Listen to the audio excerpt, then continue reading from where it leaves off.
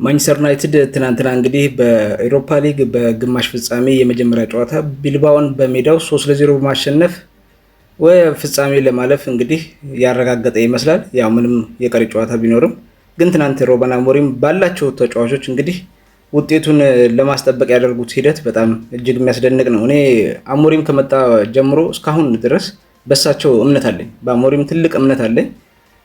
ስህተቶች ይሰራሉ፣ ብዙ ተስፋ የማይሰጡ ነገሮች ነበሩ። ግን አሁንም እሱን ስህተት እየዳረገ ያለው የማንቸስተር ዩናይትድ ስኳድ ነው ብዬ ነው የማስበው።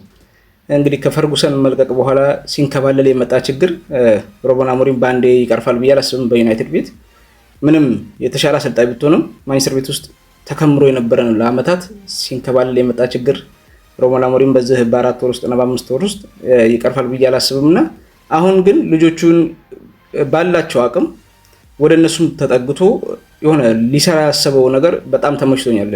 በዚህ አሁን ካዝሜሮን እዩት፣ በጣም በቃ ይልቀቁ እያልን ስንመረር ማጉዌርን እዩት፣ በቃ ለነሱ ምቾት እየፈጠረ የሱን ሐሳብ በዛው በራሱ ሐሳብ በሱ ሲስተም ውስጥ ምቾት እየፈጠረላቸው ነውና አሁን በእነዚህ ተጫዋቾች ይሄን ማድረግ ከቻለ ዝውውሮች ሲደረጉለት በሱ ሐሳብ የሚሆኑ ተጫዋቾች ደግሞ ሲፈጸሙለት ዝውውር ሲደረግለት የተሻለውን ዩናይትድ ያሳየኛል ብዬ አምናለሁ።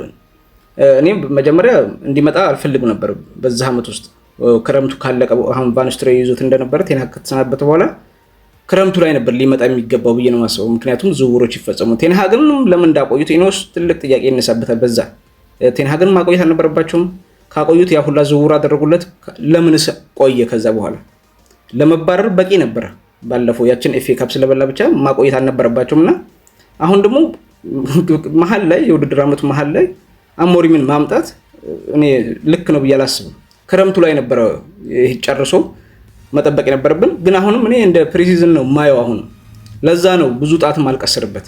አሁን እያረገው እነዚህ ባሉት ልጆች ደግሞ አሁንም ትናንትና ደስ የሚለው ነገር ማቲያስም መጣ። ማቲያስ በጣም ለተከላካይ ክፍሉ ለሱ ለአሞሪም እጅግ በጣም ጠቃሚ ተጫዋች ነው። በቃ ቁልፍ ተጫዋች ነውና የሱ መመለስም በጣም ይጠቅማል።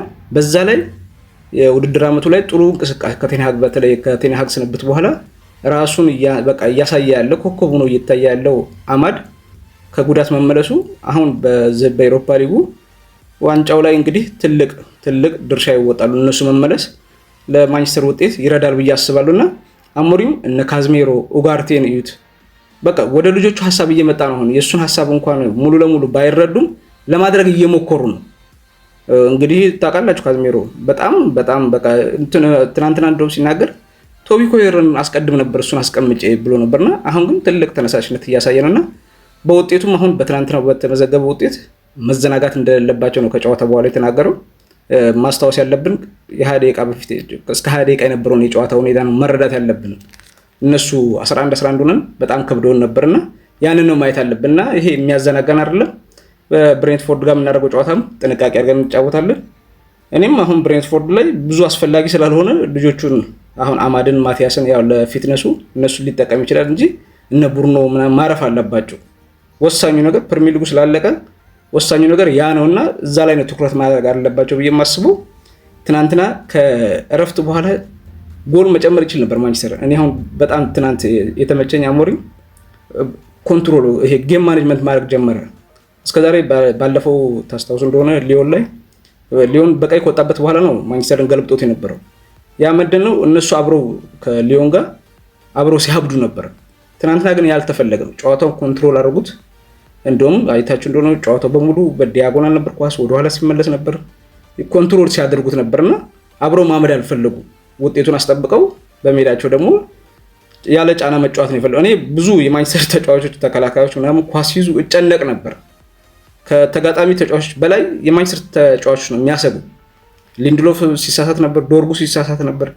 የአትሌቲኮ ቢልባኦ አጥቂዎች መዳከም እንጂ ብዙ ኳስ የኛ ልጆች ይሰጡ ነበር፣ አሲስት እያደረጉላቸው ነበር፣ ግን መጠቀም አልቻሉም። ከዛ ነው ወደ ጨዋታው የተመለሱት። ኡጋርቴ ራሱ እስከ 20 ደቂቃ ያ ጎል እስከ ፔናልቲ እስከምናገኝ ድረስ ጥሩ አልነበረም፣ ግን ከዛ በኋላ ተሻሻለ። ኡጋርቴ ወደ ራሱ ተመለሰ። ያው ብዙ ከኳስ ጋር እንደውም ምቾት አይሰማውም ይባላል እንጂ እኔ ከዛ በኋላ እንደውም ብዙ ከኳስ ጋር ምቾት እንደሚሰማው አሳይቶኛል ብዬ ነው የማስበው። እንደውም አሲስት አድርጓል።